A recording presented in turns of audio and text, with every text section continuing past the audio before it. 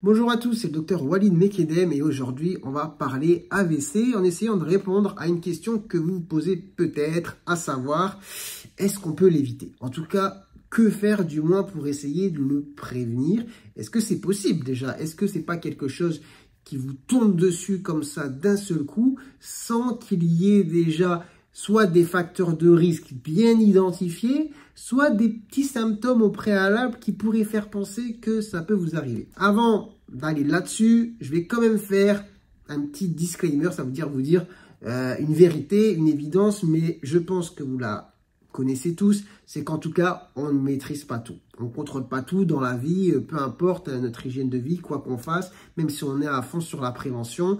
Il y a des choses, un jour, ça peut vous tomber dessus, évidemment, même si vous avez tout fait pour que ça n'arrive pas, ça peut arriver. Je pense que c'est important d'être honnête là-dessus, hein. C'est bien de faire de la prévention, mais c'est bien de dire aussi qu'il y a des gens qui ont fumé, par exemple, pendant 80 ans et à qui il ne s'est jamais rien passé. Et il y a des personnes, super hygiène de vie, à 40 ans, leur diagnostic un cancer. C'est la vérité. Cependant, il faut penser quand même que d'un point de vue statistique, un grand nombre de pathologies, de maladies sont dues à des facteurs de risque bien identifiés. Si vous prenez 100 personnes, c'est des chiffres que je sors comme ça, par exemple, qui ont fait un infarctus, eh bien, vous en allez avoir peut-être 95 qui ont des facteurs de risque bien identifiés, comme le tabac, ou je sais pas, l'hypertension, le diabète, le cholestérol, ou des facteurs de risque dans la famille. Et peut-être qu'il y en a 5 sur les 100, pardon, chez qui c'était pas trop prévisible et chez qui c'est arrivé comme ça. C'est une vérité, hein, faut le savoir. Cependant, on va parler pour la majorité, dans la majorité des cas, qu'est-ce qu'on peut faire pour éviter justement de faire un AVC? Qu'est-ce qui peut nous permettre de prévenir? Alors, avant d'aller plus loin, il faut savoir ce que c'est un AVC parce qu'on entend tout le temps un AVC, donc accident vasculaire cérébral, mais finalement, qu'est-ce que c'est concrètement? Il y a deux types d'AVC, enfin deux, ça fait 4. Il y a deux types d'AVC. Il y a les accidents vasculaires ischémiques et il y a les hémorragiques. Sachant que la grande majorité des AVC sont ischémiques, c'est-à-dire qu'en fait, il y a un tuyau qui se bouche. Et forcément, s'il y a un tuyau dans le cerveau qui se bouche, toute la partie qui est censée être alimentée par ce tuyau ne fonctionne plus. Et s'il y a une partie du cerveau qui ne fonctionne plus, eh bien, on va avoir quelques symptômes qu'on va décrire juste après. Et après, dans une plus petite partie des cas, 15 à 20%, ce sont des AVC hémorragiques. Là, pour le coup, c'est un tuyau qui explose, qui saigne, on a du sang dans la tête, et ça va aussi se manifester par des symptômes similaires. Mais en tout cas, ce n'est pas vraiment la même prise en charge par la suite. L'AVC, à quoi va-t-il être dû? Pourquoi le tuyau, justement, au niveau du cerveau, va-t-il se boucher? Eh bien, c'est là qu'on va revenir sur les facteurs de risque qu'on peut justement bien identifier et sur lesquels on peut agir. En fait, c'est toutes les choses qui vont provoquer, comment dire, l'usure des tuyaux, déjà, en première partie. Donc, que ce soit au niveau de la tête, mais que ce soit au niveau ailleurs. Si vous avez des facteurs de risque d'AVC, vous avez par conséquent aussi des facteurs de risque de faire aussi un infarctus. Parce que c'est toujours le même problème, c'est toujours une histoire de tuyauterie avec des tuyaux qui ne sont pas en bon état et qui se bougent. Alors, quel est le grand facteur de risque? Il y en a plein, mais j'ai envie de commencer par un pour être vraiment dans la prévention parce que c'est un petit combat que j'aime bien quand même.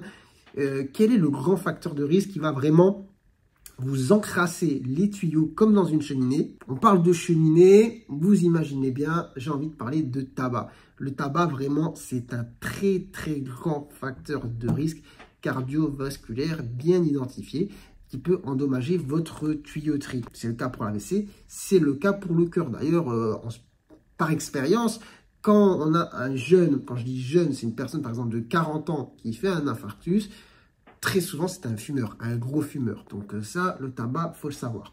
Après, évidemment, il y a tous les autres facteurs de risque cardiovasculaire que vous connaissez peut-être, comme par exemple le diabète, l'hypertension artérielle, le cholestérol, mauvais cholestérol en tout cas, à un niveau assez important. On va retrouver l'obésité, etc. Bon, ça colle un petit peu avec ce qu'on appelle le syndrome métabolique, c'est-à-dire ça rejoint hypertension, diabète, etc., etc. Mais s'il faut retenir des choses importantes, c'est évidemment tabac, diabète, hypertension, cholestérol. Et évidemment aussi, manque d'activité physique, sédentarité, surpoids, obésité, toutes ces choses-là qui peuvent paraître assez évidentes, vite comme ça, mais c'est pas forcément évident pour tout le monde. Donc, ces grands facteurs de risque cardiovasculaire, vous imaginez bien que si vous agissez dessus, eh bien, d'une certaine manière, vous pouvez préserver votre tuyauterie en restant très simple, d'accord? En restant très simple. On pourrait faire facteur de risque par facteur de risque. Qu'est-ce qu'on peut faire pour lutter contre ça? C'est-à-dire, si je prends l'hypertension, qu'est-ce qu'on peut faire pour lutter contre l'hypertension? On pourrait parler par exemple juste du sel, tout simplement, l'alimentation salée. Donc ça, je ferai peut-être des vidéos si ça vous intéresse sur le sujet, comment par exemple lutter contre l'hypertension, comment éviter de devenir diabétique. On peut le faire, il n'y a pas de problème, dites-moi en commentaire si ça vous intéresse. C'est important d'agir sur ces facteurs de risque, mais après il y a d'autres causes d'AVC qui sont les causes cardiaque. Eh oui, parce que c'est pas juste une histoire de « Ah, on a les tuyaux qui sont abîmés, on peut faire des AVC ». On va avoir des causes cardiaques, c'est-à-dire qu'on peut avoir des arythmies. Donc là, c'est plus difficile à déceler quand même déjà, à savoir. C'est-à-dire on va avoir le rythme du cœur qui va s'emballer. Ça ne veut pas dire forcément qu'il va être très rapide, mais en tout cas, il ne va pas être régulier et il peut provoquer... ça fait un effet mixeur en fait dans le cœur. Vous imaginez bien, et du coup on va avoir des cailloux de sang qui vont se former dans le cœur et ensuite pouf, ils vont être expulsés dans la circulation sanguine. Et si un de ces petits cailloux qui s'est formé par effet mixeur dans le cœur va se loger dans un tuyau du cerveau, et bien bim, on fait un AVC. Donc on a fait un AVC de cause cardiaque avec voilà, un caillot de sang qui est monté à la tête. Et donc ça, comment le prévenir? Il faut savoir qu'on a une arythmie tout simplement. Et ça, on ne peut pas le savoir tout seul. Soit on a des symptômes qui font évoquer l'arythmie, comme des palpitations, etc., qui vont nécessiter du coup un examen chez le médecin.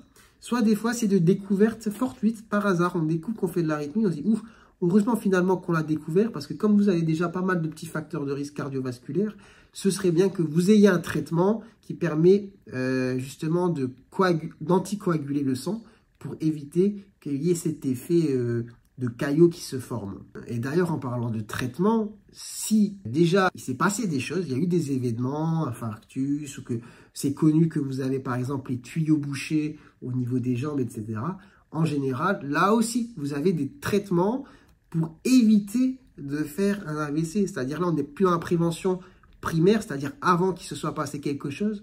On est dans la prévention secondaire, c'est-à-dire on sait que l'état de la tuyauterie n'est pas nickel, et on préfère éviter qu'il se passe quelque chose. Donc on va mettre un anti-agrégant plaquettaire, sûrement que beaucoup d'entre vous connaissez le Cardégique, qui est de l'aspirine en fait, connu aussi sous le nom de Résitune. Ça permet d'éviter la formation de caillots sur la paroi des tuyaux.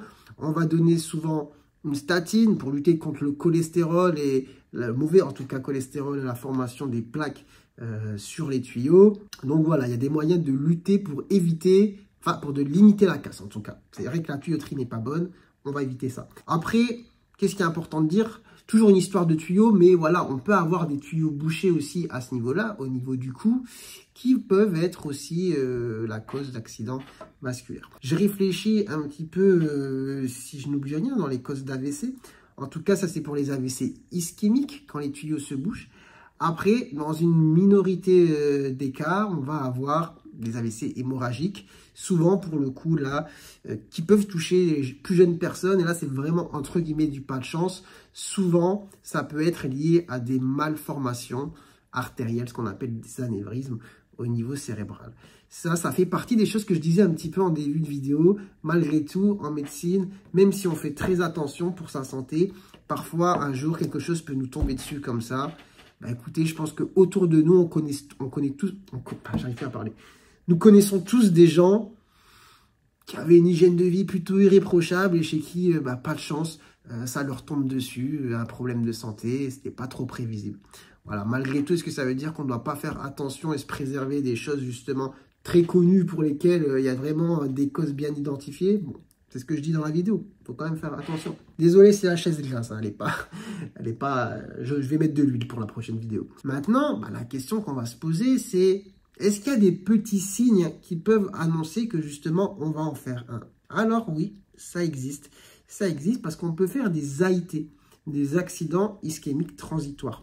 C'est-à-dire qu'un tuyau va se boucher, pas totalement, puis se déboucher, mais on va quand même avoir les symptômes de l'AVC. Et forcément, ça va pas durer longtemps, on va revenir à la normale, mais si ça arrive, attention, on va rester vigilant, d'accord? On va rester vigilant parce que pour le coup, là, on va agir pour éviter qu'un AVC s'installe. Du coup, comme l'AIT existe et qu'il va se manifester par des symptômes d'AVC, bah, la grande question, mais peut-être que vous savez déjà, c'est quoi les symptômes de l'AVC? Ah, ça c'est très important. Et que faire bah, si ça arrive? Il y a 3 grands signes. Après, il y en a des plus petits, mais les 3 grands à retenir si on doit faire passer un message. C'est des grands symptômes qui vont découler tout simplement bah, de ce qui se passe dans le cerveau. Je vous ai dit, il y a une partie du cerveau qui ne marche plus. Eh bien, premier grand critère, c'est le déficit moteur ou sensitif d'installation brutale. Si vous êtes là, tac, tac, tac, vous faites vos affaires, d'un seul coup, vous ne sentez plus votre côté gauche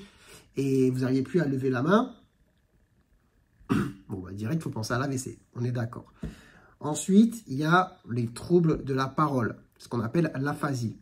Ça, pour vous, ça va être compliqué ensuite d'avoir appel à quelqu'un pour, je sais pas, appeler le SAMU, etc. Mais peut-être un jour, vous allez vous retrouver avec quelqu'un, vous allez discuter, d'un seul coup, il n'arrive plus à parler, ou alors il dit des choses, vous ne comprenez rien, ou ça n'a aucun sens, alors que juste avant, les secondes d'avant, tout allait très bien.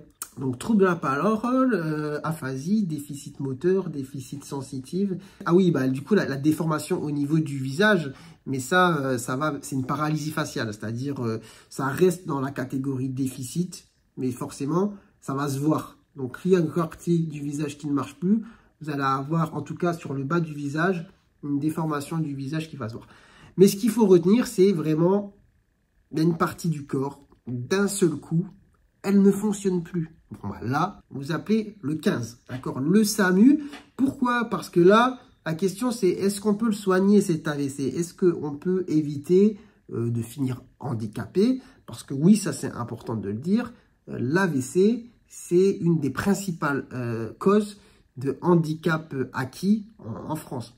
D'accord? C'est-à-dire, dans toutes les personnes qui ont des handicaps moteurs à un certain âge, bah, quand vous regardez, pourquoi tu es handicapé, pourquoi tu n'arrives plus à bouger ta main ou ton bras? Ouais, bah, j'ai fait un AVC. Donc, est-ce qu'on peut éviter d'en arriver là? La réponse, c'est oui, pas pour tout le monde, mais oui pour une grande partie aussi, si on agit rapidement. Et ça veut dire quoi, agir rapidement? C'est déboucher la tuyauterie dans les 4h30 qui suivent les premiers symptômes. Donc, c'est pour ça que c'est important d'appeler le 15. Comme ça, il vous envoie un SMUR, donc une voiture avec médecin, etc. Et direction les urgences, alerte thrombolyse, on va déboucher les tuyaux, on fait une IRM rapidement, histoire de voir justement où c'est qu'il y a l'AVC, et bam, on fait une alerte thrombolyse. Évidemment, pour les AVC tuyaux bouchés. Je ne vais pas entrer dans la prise en charge des AVC hémorragiques qui sont assez particuliers. Ça dépend un petit peu de la cause, et puis c'est plus une prise en charge neurochirurgicale pour certains. Enfin, c'est pas la majorité vraiment des AVC, donc ça sert à rien de trop s'attarder là-dessus. Ah non, mais vous voyez qu'en tout cas, on peut agir rapidement et faire en sorte de ne pas trop avoir de séquelles. Maintenant, si l'AVC s'est bien installé, vous vous retrouvez à l'hôpital et puis, bah voilà, le côté gauche, côté droit, il marche pas trop bien, vous n'arrivez plus à marcher, vous avez des troubles de la parole. Est-ce que vous pouvez récupérer? Heureusement que la réponse est oui. Mais maintenant, on va être honnête, ça ne va pas concerner tout le monde. Il y a des gens qui vont très bien récupérer, ça va dépendre voilà, de la rapidité de la prise en charge, de l'importance de l'accident vasculaire, et puis de la rééducation qui suit, de la rééducation, que ce soit kiné ou orthophoniste par exemple. Et il y a des gens, comme j'ai dit, qui vont garder un handicap, parce que oui, l'AVC est une grande source de handicap en France. Donc voilà, franchement, je pense que c'est pas mal pour aujourd'hui. Si on veut parler d'AVC, dites-moi en commentaire si vous avez des questions. Mais je pense que c'est une bonne base, tout ce que j'ai dit, à savoir. J'oublie sûrement des choses, hein. Tout ça c'est un petit peu improvisé. Là, je termine les consultations et en fin de journée, aujourd'hui, je ne sais pas pourquoi je me suis dit, ouais, l'AVC, franchement, c'est quelque chose, ce serait bien de s'arrêter dessus en vidéo, mais en prenant le temps, parce que, bon, vous savez, en tout cas en tant que médecin généraliste, je vois du monde, et peut-être vous allez me lancer des cailloux, mais j'ai pas forcément des fois le temps Et c'est logique en même temps de m'attarder comme sur cette vidéo pour expliquer tout ça à quelqu'un qui est en face et pourtant qui est concerné, qui a un certain âge, qui présente des facteurs de risque. Voilà, mais je ne peux pas prendre le temps aussi de faire toute cette explication à chaque personne concernée. Donc là, au moins, c'est fait en vidéo. Vous pouvez la regarder, la re-regarder, la partager, l'envoyer à des personnes pour qui ce serait intéressant, justement. Et puis voilà, j'espère que ça vous aura plu. Je pense que j'ai parlé pas mal. 17 minutes. Oh, quand même, c'est pas mal. Hein. J'espère que ça vous aura plu. N'hésitez pas à liker, à commenter et puis à vous abonner à ma chaîne. Hein. Je suis Dr Walid Mekedem, donc médecin généraliste. Et puis, si ça vous aura plu, j'essaierai de toute manière de faire d'autres formats. Cette année, je suis plutôt motivé, donc je vais essayer, si j'arrive à tenir l'engagement. Mais en tout cas, en cette rentrée, une petite vidéo dans la semaine de ce style-là, où j'aborde vraiment une thématique médicale qui peut concerner un petit peu tout le monde, de loin ou de près. Et puis voilà, de manière assez simple, pas trop compliquée, mais de manière très suffisante. Parce qu'en vrai, que ce soit moi en tant que médecin ou vous, en tant que non-médecin, c'est suffisant de savoir ça. Franchement, pour la vie de tous les jours, c'est suffisant. Allez, sur ce, écoutez, c'est la fin de journée. Je suis assez fatigué. Il a fait très chaud aujourd'hui. On est début septembre, c'est les jours de canicule. Il a fait 34 degrés à Paris. Je vais rentrer, prendre une bonne douche et me reposer. Allez, sur ce, passez une bonne soirée et à très bientôt. Ciao, ciao.